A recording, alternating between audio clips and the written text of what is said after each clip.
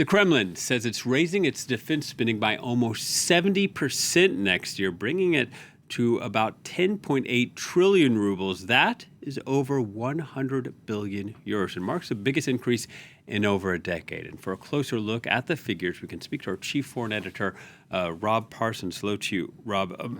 On the face of it, this is a massive increase. Well, it is a massive increase. The last time Russia spent anything like this amount was just over a decade ago, when Vladimir Putin launched the country on a big revamp of its armed forces. Nothing like it since then. But the reason quite clearly it's happening now is the war in Ukraine. It's costing Russia much more than they ever expected. Remember, initially they thought they were going to march into Kiev within 3 days and change the government there. That didn't work out. And here we are 20 months later.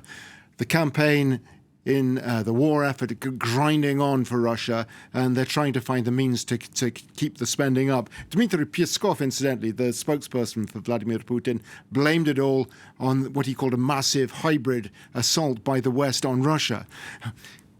Rather incongruous, given the fact that there was an invasion by Russia of Ukraine, not the other way around. But be that as it may, you know, the spending is what it is. 10.8 trillion Russian rubles. That amounts to about 106 billion euros and is 1/3 of the total budget of Russia.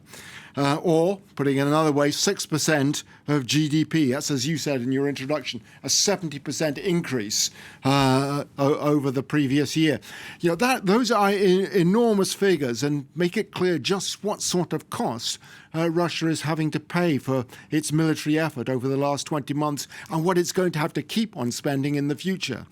And the reality is, too, that actually the spending is probably going to be much more. If you look at 2023, for instance, actual spending is going to be vastly more than was planned.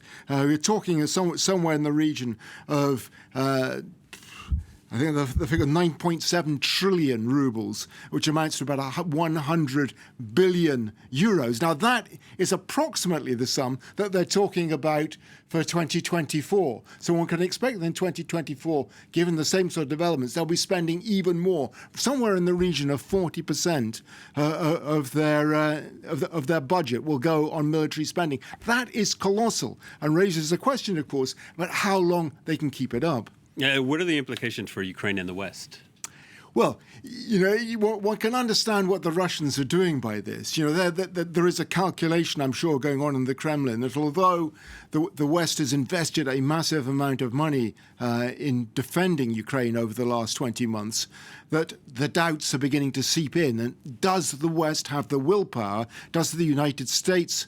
Does the European Union? Do they all have the willpower to keep that sort of support going at a time when already we hear within the Republican Party in the United States in particular, doubts beginning to be raised? That will be the calculation, I think, of the Kremlin. If we can just keep this up, demonstrate to them that we are going to continue this war for as long as it takes, we will keep pumping money, even if it's 40% of our annual budget into the military, we will keep on doing it.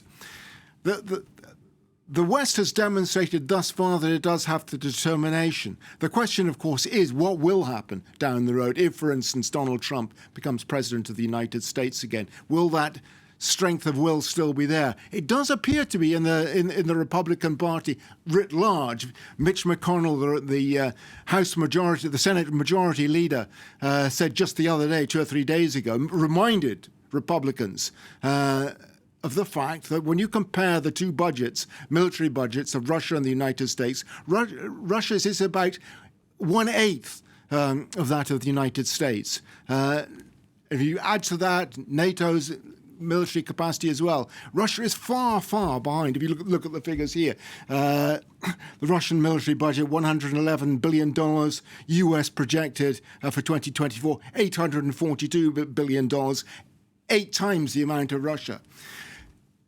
As McConnell pointed out, the US is spending 3% of its annual military budget to keep Ukraine in a position to defend itself against Russia. That's a very, very small amount to have to pay for what it's achieving in Ukraine.